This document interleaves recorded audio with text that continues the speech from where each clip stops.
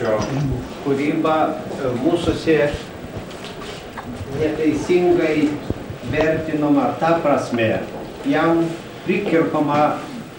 kad jis yra kaip ir,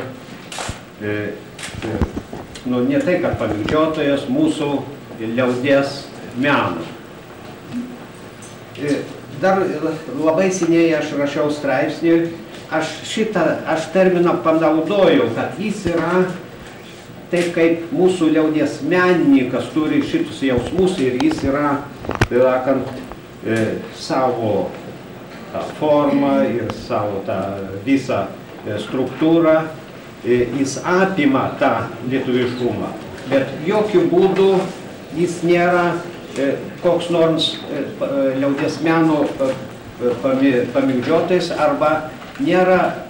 į jį ir jokios įtakos liaudies meno. Viktoras Petravičius, jį galima būtų palyginti su ta idėja, kaip savo laiku Stravinskis yra pasakęs, kad jeigu nori pasiemti tautinės, kaip sakant, tos ar nuotaikos, arba savo kūrybos,